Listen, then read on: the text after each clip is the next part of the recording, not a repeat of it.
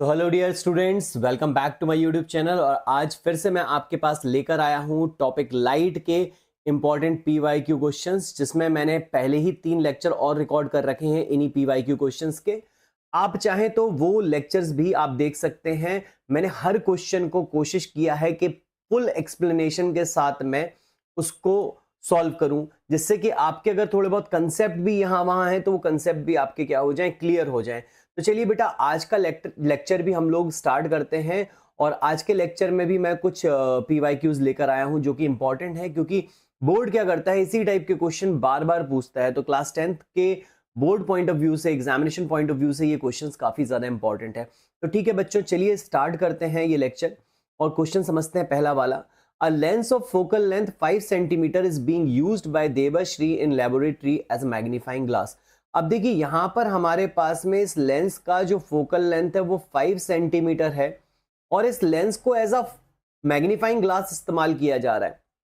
अब अगर इसको मैग्नीफाइंग ग्लास की तरह इस्तेमाल किया जाएगा तो बट ऑब्वियस सी बात है भाई, ये हमारे पास में कॉन्वेक्स लेंस होना चाहिए, राइट।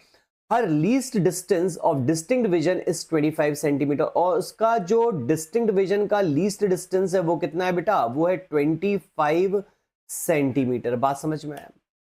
सॉरी। अब बेटा हमारे पास में हमको क्या करना है, हमको पहला पार्ट जो दिया है वो है what is the magnification obtained by using the glass. अब ये कितना मैग्निफिकेशन ऑब्टेन करेगी बाय यूजिंग द ग्लास। तो भाई मैग्निफिकेशन का जो फॉर्मूला होता है, जो यहां पर अप्लाई होगा, वो होता है 1+d/f, मतलब 1+ distance of distinct vision divided by focal length. तो ये हमारे पास आ जाएगा 1+25/5। 5 से 25 जाएगा ऑब्वियसली 5 टाइम्स, और यहां पर 5+1 हो जाएगा 6। तो यहां जो मैग्निफिकेशन अचीव होगा बेटा वो 6 होगा। तो ये जो फॉर्मूला है मैग्निफिकेशन का, ये भी आपको आना चाहिए, क्योंकि बोर्ड में ईयर 2022-2023 के सेशन में ये क्वेश्चन बोर्ड में पूछा गया है। बात समझ में आया? चलिए अगला पार्ट इसका देख लेते हैं। She keeps a book at a distance of 10 centimetre from her eyes and tries to read. She is unable to read. What is the reason for this?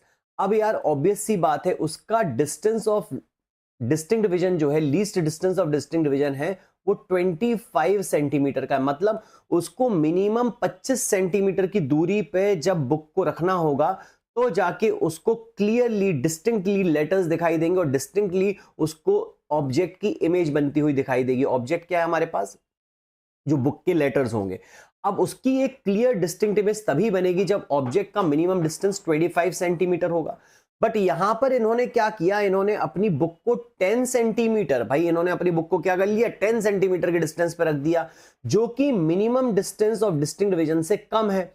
तो अब इनको जो लेटर्स दिखाई दे रहे होंगे वो ब्लरी दिखाई दे रहे होंगे, डिस्टिंक्ट नहीं दिख रहे होंगे, क्लियरली नहीं दिख रहे होंगे। तो ये अनेबल टू रीड, इसलिए वो पढ़ नहीं पा रही है।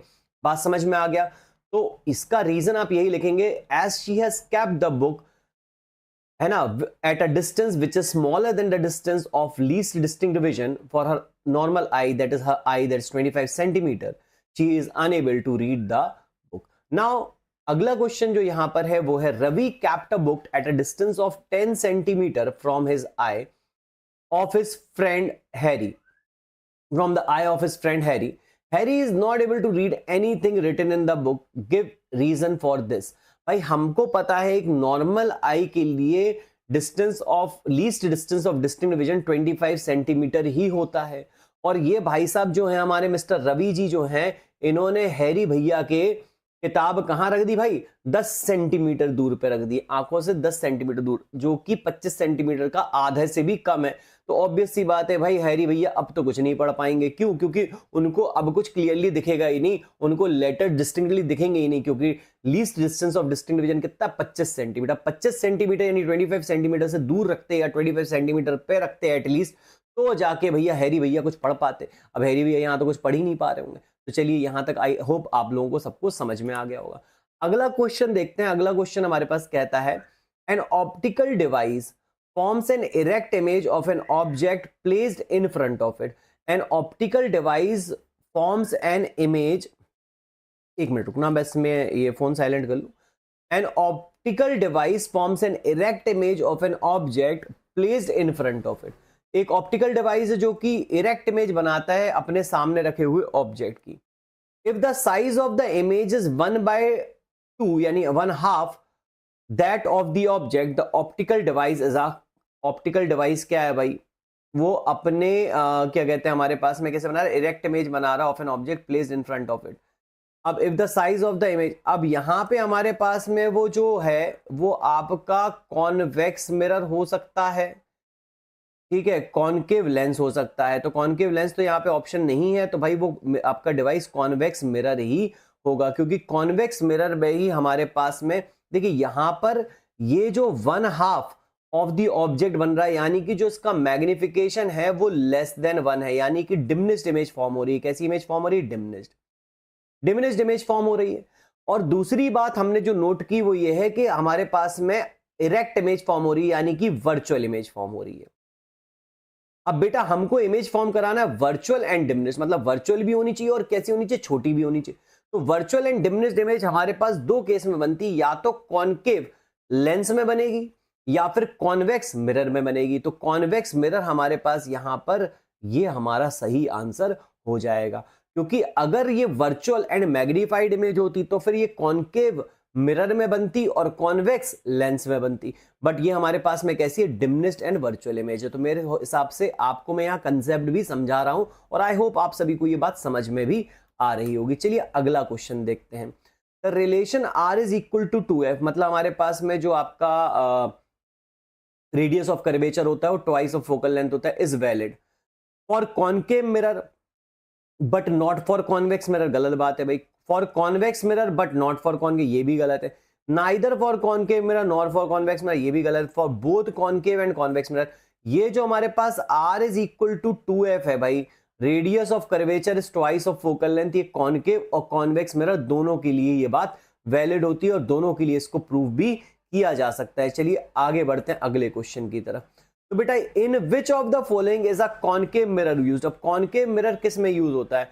देखिए सोलर कुकर हो गया, rear view mirror in vehicle, भाई रेयर व्यू मिरर में तो नहीं होता है। Safety mirror in shopping malls, safety mirror in shopping malls में भी ये नहीं होता है भाई। In viewing full size image of distant tall buildings, ये भी नहीं होता है, यहां भी कॉन्वेक्स होता है। ये सिर्फ होगा सोलर कुकर में, क्योंकि सोलर कुकर में रेजेस को कन्वर्ज करने की जरूरत पड़ेगी आपके सोलर कुकर के ऊपर। तो यहां पर हम कॉनकेव मिरर का इस्तेमाल करते हैं, क्योंकि कॉनकेव मिरर का दूसरा नाम हमारे पास में कन्वर्जिंग मिरर भी होता है। क्या होता है इसका नाम?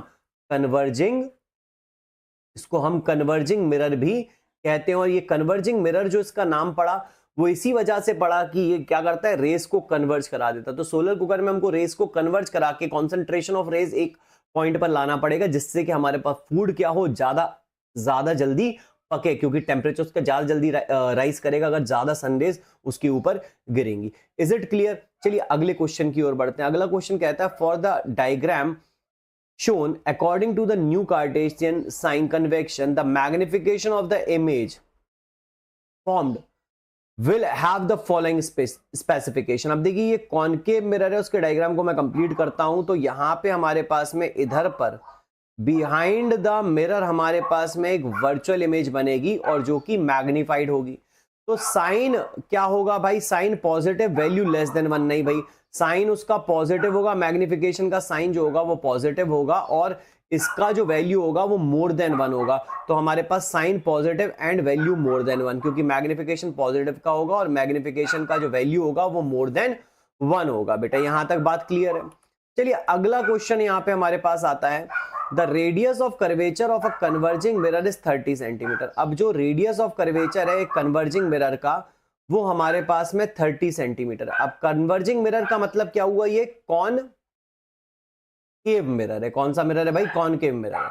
तो the radius of curvature of a converging mirror is 30 centimetre.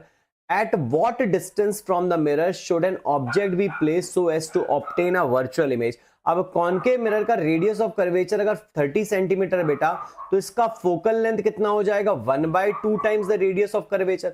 यहां तक बात क्लियर है भाई? फोकल लेंथ क्या होता है? 1/2। अभी अपन ने देखा था पिछले 1-2 क्वेश्चन पहले कि focal length 1/2 of radius of curvature हो जाएगा, यानी कि 15 सेंटीमीटर हो जाएगी इसकी फोकल लेंथ।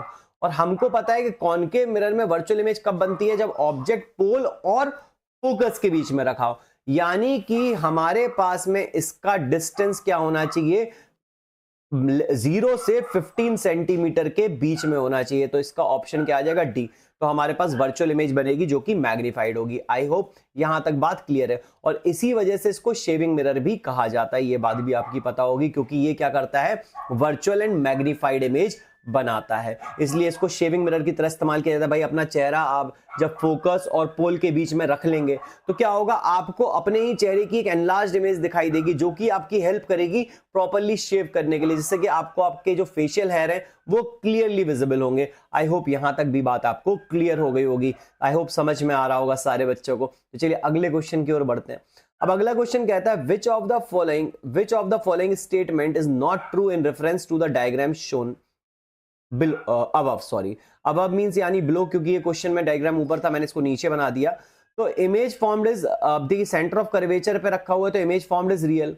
हमको पता है ट्रू क्या नहीं है, इमेज फॉर्म्ड इज एनलार्ज। भाई इमेज एनलार्ज नहीं बनेगी, क्योंकि सेंटर ऑफ कर्वेचर पे जब कॉनकेव मिरर में ऑब्जेक्ट रखा होता है तो इमेज हमारे पास सेम साइज की बनती है और सेंटर ऑफ कर्वेचर पे ही बनती है।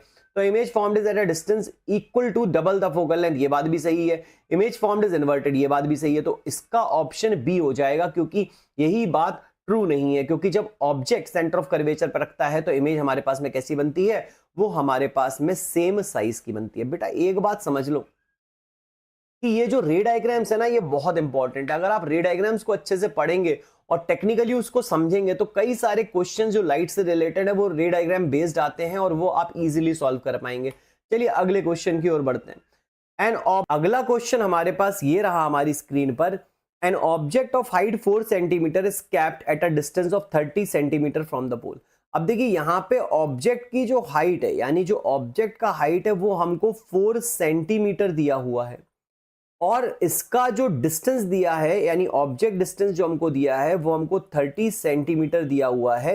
हमको पता है बेटा कि ऑब्जेक्ट डिस्टेंस हमेशा कैसा लिया जाता, माइनस में लिया जाता, from the pole of a diverging mirror. अब डाइवर्जिंग मिरर कौन सा होता है भाई, डाइवर्जिंग मिरर आपका कॉन्वेक्स मिरर होगा।